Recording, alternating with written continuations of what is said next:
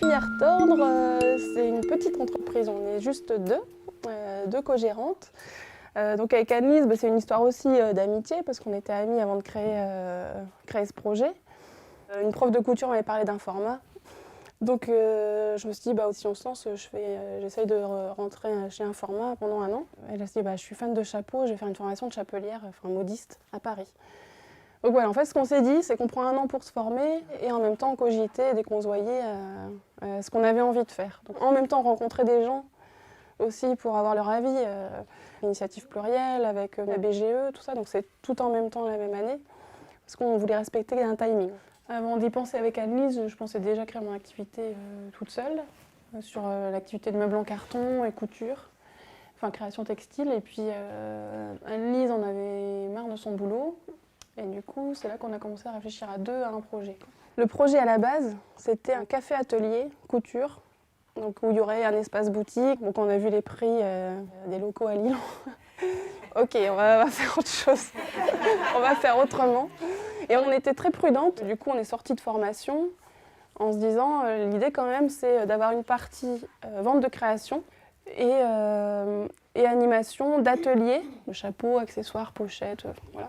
Et puis en même temps, Anne-Lise, dans sa formation modiste qui n'avait duré que 2 mois et demi, est rentrée bénévole dans une asso à Paris qui s'appelle la Débrouille Compagnie. Le deal avec eux, c'était qu'elle les aide sur des événements et qu'ils lui apprennent plein de techniques de récup. La chambre à air, les canettes de soda, le plastique. Au fur et à mesure, on acquiert de nouvelles compétences parce que la première fois qu'on a fait un défilé de mode en récup, on est sorti du rendez-vous et on n'avait jamais fait ça et on s'est dit est-ce qu'on va être capable? Donc c'est un challenge permanent parce qu'on accepte tout sans savoir forcément le faire. Mais à chaque fois on se dit on est deux, on va y arriver, on va avoir les idées.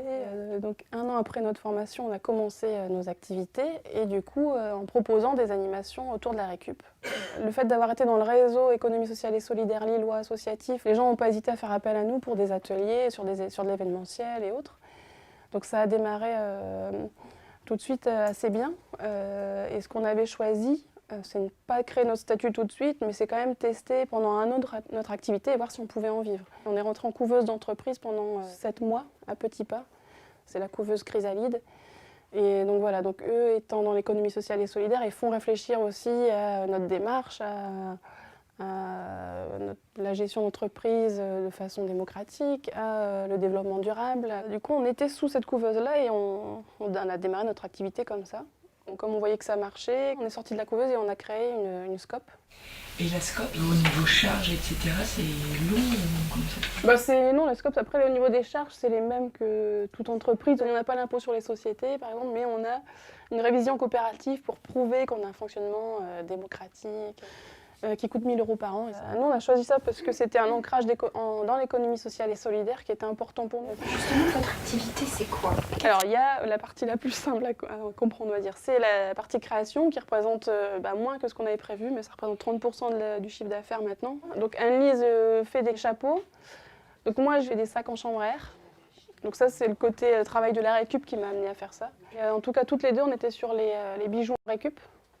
Puis ça fonctionne bien. Et donc l'animation d'atelier, c'est dans les structures collectives beaucoup. Ce que j'appelle structures collectives, c'est les centres sociaux. Donc on fait faire ma petite famille en carton, des bijoux en chambre à air de vélo. Donc on a des partenaires pour la récup. Parce que là, on mixe de la bâche publicitaire avec de la chambre à air. Donc la chambre à air vient de l'île Sud Insertion. C'est vrai que comme on a toujours emmené aussi un peu dans les chiffres, on va voir si dans 6 mois, le chiffre y baisse. Qu'est-ce qu'il faut développer? Est-ce qu'il faut pas relancer les gens? Il ne faut pas considérer qu'ils nous connaissent et que c'est tout. Il faut leur montrer peut-être de nouvelles choses qu'on fait. Vous, combien vous êtes rémunéré par mois? On est salarié de Filière Tordre. Donc on a un salaire fixe, comme si on était salarié de X boîte et on est payé au SMIC à 33 heures semaine. On n'arrive pas à être non plus à temps plein. Mais après, c'est vrai que c'est le choix qu'on a fait d'être en scope et d'être salarié et de s'assurer un salaire fixe. Alors même si c'est un SMIC et c'est pas énorme, pour nous c'est génial parce qu'on en vit quand même. C'est sûr que la vie elle passe beaucoup plus vite depuis qu'on a créé une entreprise qu'avant. Parce que le temps file tellement on est prise dans un tourbillon d'activités. Votre entreprise, elle a bénéficié de ce qui concerne l'économie solidaire, la récup, etc. Est-ce que ça a permis de bien la développer par rapport à ce qui se passe? Après, l'ESS dans la région Nord-Pas-de-Calais est bien développé et puis c'est un axe politique important. Donc de toute façon, c'est vrai qu'on a bénéficié de ça parce qu'il y a des aides pour l'économie sociale et solidaire dont on a bénéficié. Après la récup, au moment où on a créé, ça venait dans l'air du temps, donc c'est ça qui nous a fait se développer vite au départ, quoi. On ne l'a pas fait parce que c'était un phénomène de mode, on l'a fait parce que c'était les valeurs qu'on portait, quoi.